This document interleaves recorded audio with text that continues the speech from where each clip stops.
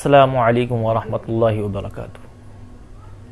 دوستو، آج میں آپ سے بات کر رہا ہوں اس امت کی بیٹی اور آپ کی اور میری بہن عائشہ کے بارے میں۔ آپ لوگوں کو پتہ چل ہی گیا ہوگا، جسے کہ اکثر لوگوں کو معلوم ہے اس بات کا، اور جن لوگوں کو معلوم نہ ہو وہ یہ ویڈیو دیکھ کر واقفیت حاصل کر لیں۔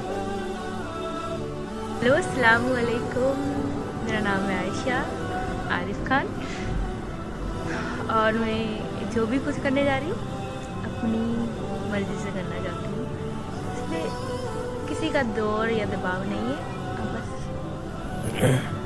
تو دیکھا دوستو، اس ویڈیو کو دیکھ کر ظاہر سی بات ہے اس ویڈیو نے پورے دیش کے اندر ایک ہلچل سی مچا دی ہے، اور دیش کا ہر ناگرک، وہ کسی بھی دھرم سے تعلق رکھتا ہو، وہ چاہے غیر مسلم ہو یا مسلم ہو، کوئی بھی ہو، اس ویڈیو نے ہر ایک کی آنکھ کو نم کر دیا ہے۔ اس بچی کا ہر ایک کو افسوس ہے، اور ہونا بھی چاہیے، دعا ہے اللہ تعالیٰ سے اللہ تعالیٰ اس کو اس کا حق دے، لیکن یہ ہم کو ایک سیکھ دیتا ہے۔ اس کو ہمیں ایسے نہیں بھلا دینا، اور مدعوں کی طرح اس کو ہمیں بھولنا نہیں ہے۔ یہ ہمارے لیے ایک عبرت ہے، یہ واقعہ جو ہے کہ ہمیں سیکھ دے گا کہ معاشرے کے اندر کتنی گندگی پھیل گئی، اس گندگی کو دور کیسے کی جائے، اور اس کو ہم اور آپ ہی دور کریں گے اور کوئی نہیں کریں گے۔ واقعہ جیسے کہ آپ سبھی کو معلوم ہے،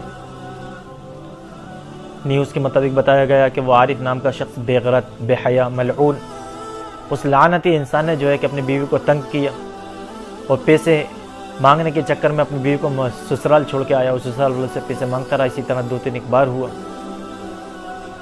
اس لڑکی نے جو ہے کہ رپورٹ بھی لکھوائی، لیکن معاملہ حل نہیں ہوا، تو اس انجام تک پہنچا۔ اور وہ ویڈیو آنکھوں کو نم کر دیتی ہے جو بھی دکھتا ہے انسان۔ لیکن بتائیے، یہ ماحول کو کوئی اور دوسرا سدھارے گا؟ یہ صرف ہماری غلطی ہے۔ آج ہم نے ماحول کو کس اعتبار سے کیا بنا دیا؟ جائز لینا دینا جائز ہے یا نہیں، جائز لینا چاہیے یا نہیں چاہیے، وہ تو ایک وقت، وہ تو ایک بات ہے، لیکن جو جہیز دینا ہے ان کو شرم نہیں آتی؟ وہ کس اعتبار سے دے رہے ہیں جہیز؟ مانگنا تو بالکل قطعاً وہ لوگ تو بے غیرت ہیں، بے حیا ہیں، بے شرم ہیں جو لوگ جہیز کی مانگ کرتے ہیں، لیکن جو لوگ دیتے ہیں ان کو شرم نہیں آتی کہ کس طرح دکھا کر لوگوں کے اندر اس کی خواہشیں بڑھا کر دیا جاتا ہے کہ جتنے بھی بارات میں آ رہے ہیں، جتنے بھی لوگ اس کے مہمان آ رہے ہیں، وہ سب ان کے دلوں میں آس بیٹھتا ہے کہ ہم بھی ایسے ہی لیں گے، ہم بھی ایسے ہی دیں گے۔ کہ جہیز دینے کا یہ طریقہ ہے؟ اور پھر اس کے بعد جس کو جہیز نہ دیا جائے اس کے گھر والوں کو ٹارچر، یہاں تک کہ اس لڑکی جو بغیر جہیز کے گھر میں آئی ہے کسی کے، اگر اس سے کوئی سامان گھر میں ٹوٹ جاتا ہے تو اس کی دیکھو، لڑکی کی ماں اس کو ٹوکے گی کہ اپنے باپ کے گھر سے نہیں لے کے آئی، شان ہو جاتی ہے۔ وہ اپنے شوہر کے ساتھ کہیں گھومنے چلے گئی تو اس کی بہنیں، شوہر کی بہنیں جو ہے اس کو تانا دیں گی، ان کے پیر زمین میں نہیں آ رہے، ایسے لگ رہا ہے کہ باپ کے یہاں سے گاڑی لے کے آئی، پورا خاندان اس کو جو ہے کہ ٹوکے گا۔ یہ سب غلطی ہے ہماری۔ ہر قوم کے اندر یہ منحوس رواج جہیز کا ہے، اب تو مانگیں کی جا رہی ہیں، اور یہ امیر لوگ جو لوگ جہیز دیتے ہیں انہیں سوچنا چاہیے غریب پر کیا بیتے گی، وہ کس اعتبار سے انتظام کرے گا اگر یہ رواج بن گیا تو۔ گاڑیاں دینا شروع کر دیں۔ یو پی کے اندر کا ایک واقعہ ہے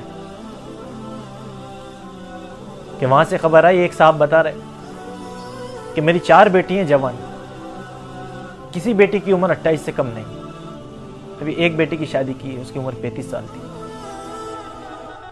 اور اس کی شادی میں کار دی۔ میری اتنی حیثیت نہیں ہے اب ان بیٹیوں کی شادی۔ غور کرنے والی بات ہے، یہ ماحول کیسے سدھارے گا؟ ہر جگہ ماحول خراب ہے، یہ ہم کو سدھارنا پڑے گا، گھر کی عورتوں کو سمجھانا پڑے گا، ہمیں اتنا مضبوط ہونا پڑے گا، لیڈیزوں کو سمجھائیں کہ تانے نہ دیں۔ اب اگر کسی کی بچی بغیر جہیز کے بیاہ کر دی جائے، اس کو رخصت کر دیا جائے، تو کیا گارنٹی ہے کہ گھر والے اس کے ٹارچر نہیں کریں گے، اس کے سسرال میں اس کو جو ہے کہ شرمندگی نہیں جھیلنا پڑے گی، لوگ اس کو تانا نہیں دیں گے؟ کیا گارنٹی اس بات کی؟ اس بات کی کیا گارنٹی کہ شوہر اس کو اچھے سے رکھے؟ जब जहेज के साथ नहीं रखते आज के। लेकिन मैं पूछना चाहूँगा, ये हादसा हुआ, अगर किसी के साथ खुदा नखास्ता ये वाक़या पेश आता है तो उसका हल क्या है? क्या खुदकुशी है? उसके अलावा कोई चारा नहीं है। कहाँ से चारा है? बच्ची को ये लगता है अगर इसने मुझे तलाक दे दी तो इसके अलावा मेरा सहारा क्या है, मुझे कौन अपनाएगा। वो भी जानती है मैं जो है कि इस उम्र के अंदर वालिदैन के साथ नहीं रह सकती। तो यहाँ पर हमारी सबसे बड़ी गलती ये होती है कि हमने शरीयत के पहलू को नज़रअंदाज कर दिया। शरीयत ने हमको एक हक दिया है जो तमाम जायज़ चीज़ों में सबसे नापसंदीदा है, लेकिन यहाँ पर इस्तेमाल किया जाता है इसी बिना पर। वो फ़ैल तलाक है, वो खुला का लेना है। अगर किसी से नहीं बन नहीं, इसके अलावा कोई चारा नहीं है। जाहिर सी बात, आज पैसा दे दिया, कल क्या गारंटी है नहीं मांगेगा। इससे बेहतर यह है कि आइंदा और मुसीबत आने से पहले पहले उससे खुला ले लिया जाए। लेकिन तलाक यहाँ क्यों नहीं लेता इंसान कि जाएंगे कहाँ, कौन है? तो यहाँ पर हमें शरीयत जो एक मर्द को 4 बीवी रखने की इजाज़त देती है वो इस वजह से नहीं कि मर्द अपनी अय्याशी करे, मर्द अपनी ख्वाहिशात को पूरी करता फिरे, इस वजह से नहीं देती। ये पहलू को एक तो हमने अपनाया नहीं, और अपनाया तो सिर्फ ख्वाहिशात के लिए।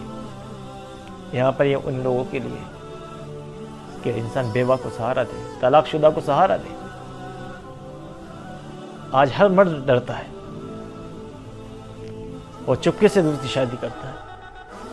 और शादी किससे करता है? कुंवारी औरत से, ख्वाहिशात पूरी करने के लिए। मैं उनसे कहता हूँ, ए मेरी बहनों, तो अपने भैया अपने पतियों को तैयार करो।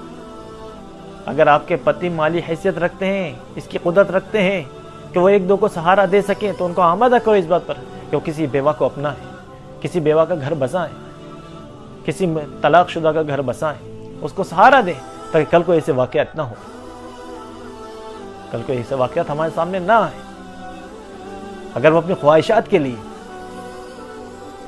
अपनी नफ्स के हवस के लिए अगर वो किसी कुंवारी से शादी करे तो आप जूते मारें।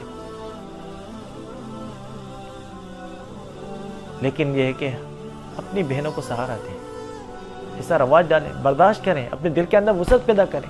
जाहिर सी बात है आप अपने पति से बहुत मोहब्बत करती हैं, लेकिन ये अगर आपके साथ होता तो आप सोचो, जब किसी आप बेवा को देखें तो ज़रा गौर करें, सोचें कि उसके दिल पर क्या बीतती होगी। आप अपने आप को उसकी जगह रखकर सोचें। किसी तलाकशुदा को देखें तो अपने आप को उसकी जगह रखकर सोचें क्या बीतती होगी उसको। अपने दिल में वसअत पैदा करें। मैं एक बार फिर कहता हूँ, आज ये वाक़या हुआ है, अगर ज़रा सोचो, अगर उस बेटी के पास, उस बहन के पास अगर कोई और चारा होता तो वो कैसी ऐसा काम करती, इतना मुस्कुराता वो चेहरा ऐसे खुदकुशी कर सकता था, लेकिन नहीं, उसके पास कोई सहारा नहीं था। वो चारों खाने चित हो गई, उसकी हिम्मत नहीं।